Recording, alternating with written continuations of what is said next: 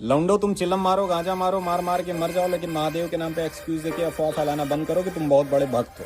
महादेव तो संसार के लिए विष भी पी गए थे, तुम्हें कहा घूंट हमको सल्फास मार के ही दिखा दो। पड़ता है भाई, ये भाई आपके है। गमछे पे ही आधा जौनपुरिया फैन हो गया। डायलॉग वैसे विद्रोही का याद नहीं रहा है, कोई बस ये फ्रस्ट्रेशन में बोल लीजिए, मीडिया के लेके ही कुछ फ्रस्ट्रेट हो लीजिए। अरे बिया नहीं हो रहा है हमारा, क्या कर दें बताइए, बस इतना चलेगा।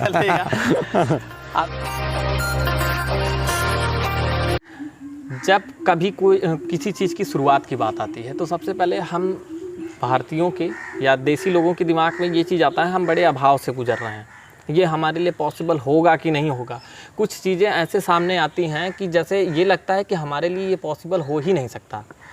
आपको जानकर आश्चर्य होगा कि इंटरनेट की दुनिया में जहाँ भारतीयों को देखा जाए तो गाँव में नेटवर्क की सुविधा न होने के बावजूद भी सबसे ज़्यादा यूज़र पड़े हैं, वहीं कुछ ऐसे टैलेंट भी हैं जिसको देखने के बाद ये फील होता है कि हर जगह कुछ ऐसी कलाकारी है जिसको किसी चेहरे का मोहताज नहीं होना पड़ता। आपसे मिलवाते हैं एक ऐसे देसी छोरे से कि जिसे देखने के बाद आपके चेहरे की मुस्कान नहीं रुकेगी। स्वागत है ATI न्यूज़ पे आपका कुशल, और ऑडियंस हमारा आपको देखने के लिए बेताब थी क्योंकि मैंने स्टेटस भी डाल दिया था कि आप हमारे प्लेटफॉर्म पे आने वाले हैं। Thank you so much. ATI news को मैं बहुत बहुत धन्यवाद देना चाहूँगा कि जौनपुर जैसे शहर से इतने दूर गांव में आप हमारा इंटरव्यू लेने के लिए आए। और बस हाँ, यही है कि हमें वक्त का इस्तेमाल करना आना चाहिए, कब कैसे करना है, क्या करना है, प्लान होना चाहिए चीज़ें। तो हर कोई मतलब कुछ ना कुछ तो कर ही सकता है, ऐसा कुछ है नहीं कि आप नहीं कर सकते, नहीं हो नहीं सकता, पॉसिबल नहीं है। बिल्कुल, चीज़ें अगर प्लान हो तो हो सकती है, ऐसा कुछ नहीं। अच्छा, जब आपने इस प्लेटफॉर्म को लेकर काम करना शुरू किया, यानी कि अगर आप कैरेक्टर को लेकर किसी एक आपने बताया भी था बातचीत में कि कुछ कैरेक्टर आपने डिसाइड किए थे, उनके रोल डिसाइड किए थे, तो जब बात आती है लोकेशन, शूटिंग और इन सब के चीज़ों का कि हमारे पास क्या एसेसरीज है, हमारा बैकग्राउंड क्या है, लोकेशन क्या है, तो इसको लेकर कभी मन में उतार चढ़ाव आया कि हम गाँव के हैं और हमें ये सारी चीज़ें अभाव में? देखिए क्या है कि हमारे पेज पे जो है ना वो कई कैरेक्टर्स हैं, मतलब कि आप अगर देखेंगे कि जो YouTube पे बड़े वीडियोस जाते हैं, जैसे भावार्थ करके हमारा एक एपिसोड आता है जिसमें हम गाने के बारे में बताते हैं, उसकी डिटेलिंग करते हैं। रिव्यू कुमार का आता है जिसमें हम रिव्यू देते हैं। वो सारी चीज़ें प्रोफेशनल चाहिए होती है, तो वो हम ग्रीन पर्दे पे ही शूट करते हैं, क्रोमा पे शूट करते हैं, अच्छे से एडिट करते हैं, उसकी क्वालिटी एकदम प्रीमियम होती है, मतलब बहुत अच्छे तरीके से शूट करते हैं। और जो रील्स और ये सारी चीज़ें कैरेक्टर के ऊपर डिपेंड करता है कि ये अगर गाँव का कैरेक्टर है तो कैसा होगा। बिल्कुल, लौटू का एक कैरेक्टर है और ये विद्रोही का कैरेक्टर है, तो वो गांव के कैरेक्टर को हम गांव के तरीके से ही दिखाने की कोशिश करते हैं, ताकि जो है, चुप हो जाओ बाबू, गांव के तरीके से दिखाने की कोशिश करते हैं कि लोग जो है ना वो इजीली कनेक्ट हो जाएं। बिल्कुल, ये मतलब मेन जैसा मोटिव देश होता है। वैसा भेष वाले कॉन्सेप्ट पे कि अगर हम रूरल एरिया में काम करते हैं तो हम रूरल ऑडियंस तक पहुंचने में सबसे ज़्यादा कामगार होगा कि हम उनकी भाषा बोल रहे हैं, उनके पहनावे को अचीव करके काम कर रहे हैं। तो अच्छा, जब आपने शुरुआत किया था, जैसा विद्रोही आपका वो कैरेक्टर नेम है जिसको सबसे ज़्यादा पॉपुलरिटी विद्रोही, वो लाल गमछा, इसलिए हमने आपसे रिक्वेस्ट भी किया था कि आप लाल गमछे में आए। तो उस विद्रोही कंटेंट को जब आपने उठाया था तो मतलब हमें देखने में ऐसा लगा कि रैंडमली वो एक शूट हुआ था, वो अपडेट हुआ, जिसके बाद उसकी रीच बढ़ गई। आप इसके बारे में कहानी नहीं है, ऐसा कुछ नहीं है। कि देखिए विद्रोही का कैरेक्टर जो है वो मेरे दोस्त ने बनाया, सूर्यांश नाम है उसका। उसका मानना था कि मतलब कि हमारे ग्रुप सर्कल में हमारी एज के जो लड़के हैं जिन्होंने 90 के दशक वाले जो हैं, उन्होंने क्या क्या जिया है, उनके अंदर बहुत फ्रस्ट्रेशन भरा पड़ा है, पढ़ाई से लेके हर एक चीज़ का। तो विद्रोही का कैरेक्टर वैसा सोच के ही बनाया गया है कि एक ऐसा इंसान जो बोलना चाहता है, मतलब हर इंसान की बात, आपकी उम्र की भी बात जो बोलना चाहता है, आप बोल नहीं पाते, विद्रोही वो कैरेक्टर है जो बोलेगा। उसका नाम विवेक विद्रोही, विवेक की बुद्धि उसके पास है, और विद्रोही मतलब कि विद्रोह करेगा, मतलब बिल्कुल अगेंस्ट जाके। हाँ, तो ये पूरी प्री प्लान चीज़ें हैं कि मतलब एक कैरेक्टर का एज से लेके हर एक चीज़ की पहले डिटेलिंग हम करते हैं, और हर इशू पे स्क्रिप्ट भी लिखी जाती है। जो मैं बोलता हूँ वो मेरा खुद का कुछ नहीं होता है, उस पर बात होती है कि क्या बोला जा सकता है, क्या नहीं बोला जा सकता, फिर वो निकल के आता है। पर अगर कोई वीडियो आप बनाते हैं, चाहे वो कुछ सेकंड्स के हों, कुछ मिनट्स को हों, तो उसमें आप कितनी मेहनत करते हैं, कितना टाइम लगभग आप उसके लिए देते हैं? देखिए अगर बड़ी वीडियो बनती है, जैसे YouTube की 5 या 6 मिनट वाली जो वीडियो जाती है, उसमें तो एक टीम का काम होता है, पहले स्क्रिप्ट लिखा जाता है, पहले हमारा डिस्कशन होता है कि भाई ये चीज़ है, ये करना है, क्या क्या पंचेस होंगे, क्या क्या लोगों को पसंद आएगा, कैसे करना है, शुरुआत एंड में, वो सारी चीज़ें। तो 3 दिन जो है स्क्रिप्टिंग में निकल जाती है। फिर उसके बाद मेरे पास स्क्रिप्ट आती है, तो मैं कम से कम 2 ढाई 3 दिन तो देता ही हूँ। मतलब अगर मुझे प्रॉपर एक मोनोलॉग टाइप का होगा तो मुझे 4 या 5 दिन चाहिए होते हैं। अभी जैसे बीच का मैंने एक वीडियो किया था, पिता के ऊपर किया था, रेंटिक किया था पापा ने बेटे को कि तुम सोचते हो ऐसा ऐसा, तो मैं तुमको बताता हूँ क्या। वो वीडियो मैंने 4 दिन में टाइम लिया था, फिर शूट हुआ और 1 दिन में एडिट हो जाता, मतलब 3-4 घंटे में, और फिर उसके बाद अपलोड। मतलब एक बड़ी वीडियो जो है वो 4 दिन का आप मान सकते हैं कि 4 दिन लगते हैं लिखने और शूट होने और अपलोड होने में। और जो छोटी वीडियोस हैं वो तो 10-15 मिनट मुश्किल से, और सुबह बात हुई कि ये करना है, शाम को बस हो गया। अच्छा, ये कंपटीशन का जो दौर चल रहा है, जैसे टिकटॉक एक ऐप आया था भारतीय बाजार में, अगर देखा जाए इंटरनेट के दुनिया में, तो उसने काफ़ी तहलका मचाया। शुरुआत से लेकर बंद होने तक काफ़ी चर्चे में रहा था टिकटॉक। इसके बाद अदर प्लेटफॉर्म जो काफ़ी ज़्यादा यूजर्स को बटोरे हैं भारत में, जैसे फेसबुक है, इंस्टाग्राम है, इन सब पे अपना कैरियर बनाना,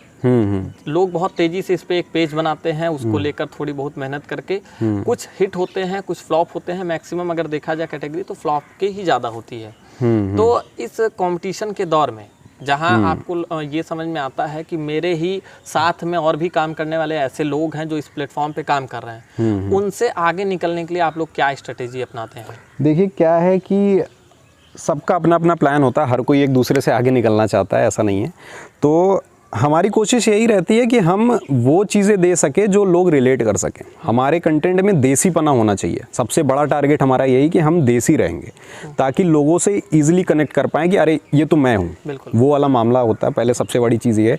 दूसरी चीज़ ये है कि हमारे टीम में, जैसे मैं दूसरे यूट्यूबर या टिकटॉकर्स की किसी की वो नहीं कर रहा हूँ कि मतलब कि वो बुरे हैं, उनका अपना काम है, वो अच्छे से तरीके से जानते हैं उनको क्या करना क्या नहीं करना, उनका अपना फ़ैन बेस है, वो उस तरीके से काम करते हैं।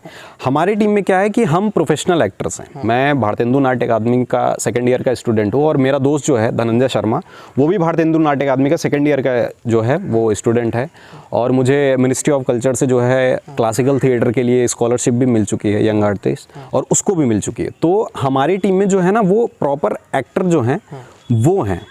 हमारे पास ये प्लस पॉइंट है कि दूसरे यूट्यूबर या फिर दूसरे कंटेंट क्रिएटर के कंपेयर में, कि हम ये शायद हम इस जगह पे उनसे आगे निकल सकते हैं। ये अगर हम इस पे बेहतर काम करें तो और अच्छे तरीके से हो सकता है। मतलब एजुकेशन सेक्टर में आप मजबूत हैं, इसलिए उसका आपको बेनिफिट मिलता है। जैसे कई ऐसे यूट्यूब हो या इंस्टा हो या फेसबुक हो, ऐसे रील्स का जो प्लेटफॉर्म आया है, वहाँ कई ऐसी चीज़ें हैं जो नहीं होना चाहिए। मतलब एक तरीके से कह सकते हैं थोड़पन का समाज बनता चला जा रहा है। अगर देखा जाए रेशियो में भी देखें तो 70-30 देख सकते हैं कि 70% गलत तरीके के कंटेंट फ्लो होते हैं। अधिकांश रूप से देखने को मिलता है कि कई ऐसे यूट्यूबर्स हैं या ऐसे कोई कंटेंट मेकर्स हैं जिनके ऊपर FIR भी बीच बीच में होती रहती है।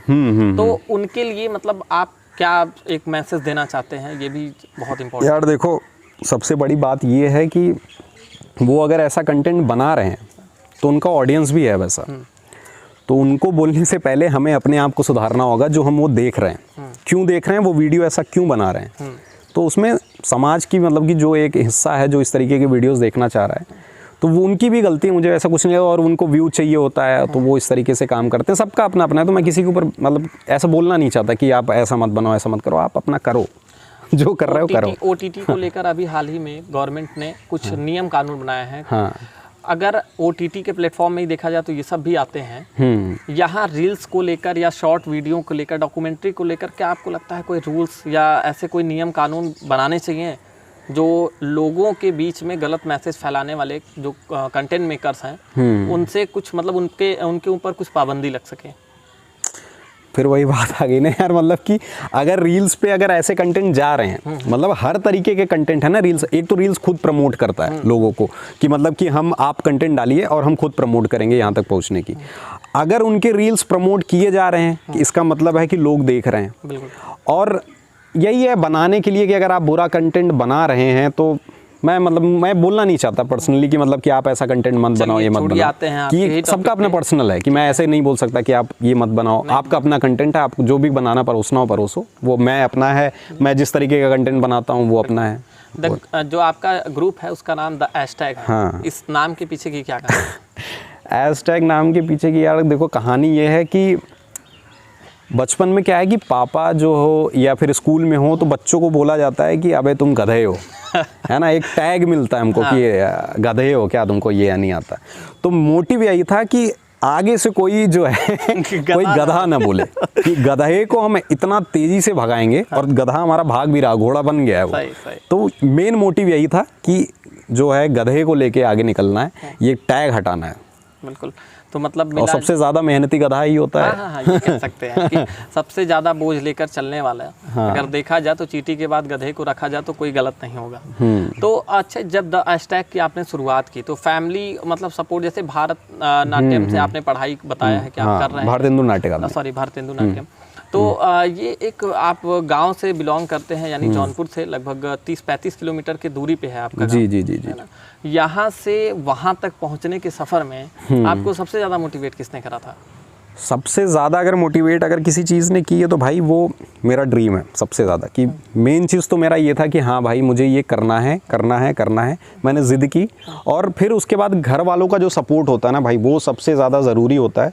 और मेरे बड़े भाई साहब ने मुझे बहुत ज़्यादा मोटिवेट किया है, और मेरे परिवार वाले मतलब मम्मी पापा, उन्होंने कभी रोका नहीं कि मतलब कि तुम्हारा मन है, तुम ये करना चाहते हो करो, बेहतर करो। ये हम उम्मीद करते हैं कि अगर तुम ये कर रहे हो तो बीच में छोड़ना मत, हारना मत, लगे रहो। तो घर से सपोर्ट जो है ना वो शुरू से बना रहा है। कभी ऐसा रहा है कि नहीं ये गलत काम है, ये मत करो। अमूमन बोलते हैं हमारे, जैसे हमारे क्या है कि घर में रिश्तेदारों में या फिर बाहर के लोग बोलते हैं अरे नचनिया बन रहा है, ये कर रहा है, वो कर रहा है, बाल बड़े बड़े करके रखता है, ये करता है। कोई मतलब नहीं, फ़र्क नहीं पड़ता। मतलब शुरू में पड़ता था, फिर उसके बाद जब घर वालों को मम्मी पापा का सपोर्ट होता है ना, फिर कोई, इसलिए मम्मी पापा का सपोर्ट होना भाई बहुत ज़रूरी है। बहुत अच्छी बात है। सपोर्ट करना भी चाहिए। बिल्कुल। जब जैसे इस चीज़ को लेकर आप चल रहे थे कि आगे चलकर आपको एक अच्छा एक्टर या मतलब इस सेक्टर में काम करना है, एज अ डायरेक्टर, एक्टर या कोई भी प्लेटफॉर्म जो मीडिया से रिलेट करता है, तो सबसे ज़्यादा प्रॉब्लम आपको क्या फेस करने को मिला था? किस चीज़ को लेकर आपको ये फील हुआ था कि काश ये ना होता, या मैं इस सेक्टर में क्यों आ गया? ऐसा कभी फील हुआ हो? यार ये जो है ना बहुत बड़ी चीज़ है कि जब कोई भी नया कैरेक्टर बन के आता है ना, लिख के आता है, हाँ। तो मैं अपने ऊपर डाउट कर लेता हूँ कि यार नहीं, मैं शायद इस फील्ड के लिए हुई ही नहीं, मतलब कि मैं नहीं कर सकता, ये कैरेक्टर मुझसे बन नहीं रहा है, कि ये नहीं हो रहा है। और अमूमन जो हमारे थिएटर के शो होते हैं उसमें जब 1 महीने का पूरा ट्रेनिंग होता है, कोई भी प्रोडक्शन मतलब 1 महीना लेता है, कि एक प्रोसेस होता है। शुरू में जब स्क्रिप्ट मिलती है, पढ़ता हूँ, डायरेक्टर के सामने जाता हूँ, डायरेक्टर बोलता है ये ऐसे करो ऐसे, और वो नहीं होता, निकलता नहीं, तो अंदर एक डाउट आता है कि नहीं यार मैं शायद इस चीज़ के लिए नहीं हूँ। और होना चाहिए, हर आर्टिस्ट के अंदर ये बात तो होनी चाहिए, उसको डाउट होना चाहिए कि वो शायद गलत ले लिया उसने डिसीज़न, क्या मतलब कि ये इस तरीके की बात होनी चाहिए, ताकि वो अपने आप को मोटिवेट कर सके, काम कर सके। तो धीरे धीरे जब वो चीज़ें बढ़ती है, दिन बढ़ता है, कैरेक्टराइजेशन होने लगती है, चीज़ें समझ में आने लगती है, फिर ईजी हो जाता है कि अरे अब कर लेंगे। गांव में देखने वाली चीज़ें होती हैं कि अगर एक कैमरा जब रन करता है गांव में आकर, कोई शॉर्ट मूवी या कोई मूवी, भोजपुरी फिल्में जब बनती हैं तो काफ़ी ढेर सारी भीड़ देखने को मिलती है। कह सकते हैं कि जेसीबी की खुदाई से ज़्यादा गांव में कैमरा या मूवी पे काम चल रहा है तो उसको देखने के लिए लोग आ जाते हैं। तो जब आप शूट करते हैं तो ऐसा कोई सीन देखने को मिलता है जब ऐसे इकट्ठा लोग देख रहे हैं कि ये तो अपने गाँव का ही लड़का है, ये क्या कर रहा है, बेवकूफ़ जैसा काम, ऐसा कभी सीन क्रिएट हुआ है? बीच में हमने अभी जब लॉकडाउन था तो 4 शॉर्ट फिल्में हमने शूट की, मेरे दोस्त सूर्यांश ने ही डायरेक्ट की थी, और उसमें से एक फिल्म जो है वो इंडिया फिल्म प्रोजेक्ट में जीती भी थी, मैंने आपको भी कुछ देर पहले बताया। तो शूट करने के टाइम स्टार्ट में जब पहली फिल्म शूट की थी तो लोग बहुत सवाल जवाब करते थे, क्यों शूट हो रहा है, कैसे शूट हो रहा है, कहाँ जाएगा, कब आएगा। तो उनको जवाब देने के लिए हमारे टीम मेंबर में से एक आदमी होता था। पर अमूमन अब गांव वालों को भी इतनी आदत हो गई कि सब जान गए कि ये कैमरा लेके निकला है तो कुछ ना कुछ करेगा। अब जैसे ये पीछे खड़ा है, इसको भी पता है कि ये अमूमन चलता है इनके घर, अच्छा। ये होता रहता है, और मैं भी इसी फील्ड से हूँ, भैया भी जर्नलिस्ट हैं, तो हमारे यहाँ ये अब हो ही गया सब, मतलब कि सब जान चुके हैं कि ये ऐसा है इस गाँव में। बाहर जाएंगे तो दिक्कत होती है, पर एक्टर के तौर पे मतलब कि मुझे अगर कोई परेशानी तो मतलब अमूमन नहीं होती, क्योंकि मैंने बहुत सारे स्ट्रीट प्ले भी किए हुए हैं, तो इसलिए कोई ऐसा दिक्कत नहीं होता कि कोई सामने से बोल रहा है कुछ फ़र्क पड़ जाए, ऐसा कुछ होता नहीं। अपने लाइफ में सबसे बुरा वक्त कब था, कोविड या कोई और? भाई कोविड तो मतलब कि लॉकडाउन कोविड तो मेरे लिए अपॉर्चुनिटी जैसी रही है। बहुत बहुत सही समय रहा है कि इसमें हम एक हुए, हमारे मतलब जितने दोस्त हैं सब अलग अलग जगह से, कोई दिल्ली से है, कोई ग्वालियर से है, कोई कहीं से है, तो हम एक हुए और हमने काम किया, सेटअप किया। हमारा जो हैशटैग है वो 1 साल की ही देन है मेहनत की। बुरा समय तब था जब मैं शुरू में क्रिकेट खेलता था और क्रिकेट को मैंने ड्रॉप किया था किसी रीज़न से। तो थोड़ा सा मतलब कि 5-6 महीने के थोड़ा सा वो दिक्कत था कि भाई क्या आगे, क्या पढ़ाई करना है, MBA करना है, क्योंकि शुरू में हमारे दिमाग में वही होता है। तो थोड़ा सा डाउट था, फिर धीरे धीरे वो सही हो गया। बस 5-6 महीने का जो स्टार्ट का दौर था ना, वो लगभग 2015-15 के लगभग, उसके बाद फिर चीज़ें क्लियर हो गई कि क्या करना है क्या नहीं करना। बिल्कुल। तो एक रिक्वेस्ट भी रहेगा आपसे जी जी जी कि एक बार विद्रोही के आप कॉन्सेप्ट को दोहराइए कैमरे को देखते हुए, हम भी पहचान एकदम कंफर्म वाली कराते हैं कि हम किसके साथ बैठे हैं। तो ये रिक्वेस्ट रहेगी आपसे कि हमारे व्यूअर्स को एक बार विद्रोही वाला, यार विद्रोही के यार कैरेक्टर के लिए कोई भी हो, हाँ लड़की को लड़का पसंद नहीं आ रहा है, लड़का को लड़की नहीं पसंद आ रहा है, पर्सन से हम कहेंगे जूम करिए आप। यार विद्रोही के लिए गमछा बांधना पड़ता है भाई। ये भाई आपके गमछे पे ही आधा जौनपुरिया फैन हो गया। यार कोई डायलॉग वैसे विद्रोही का याद नहीं रहा है, कोई बस फ्रस्ट्रेशन में बोल दीजिए, मीडिया के लिए कहीं कुछ फ्रस्ट्रेट हो लीजिए। अरे बिया नहीं हो रहा है हमारा, क्या कर दें बताइए, बस इतना चलेगा। आप सभी से रूबरू थे कुशल, और इनकी कुशल छेम पूछने के लिए इनके गांव तक भी हम लोगों ने चहलकदमी करते हुए पहुंच गए। काफ़ी अच्छा गांव है इनका, बड़ा अच्छा लगा, माहौल भी काफ़ी शांत है, चिड़ियों की आवाज़ गांव में ही सुनने को मिलती है।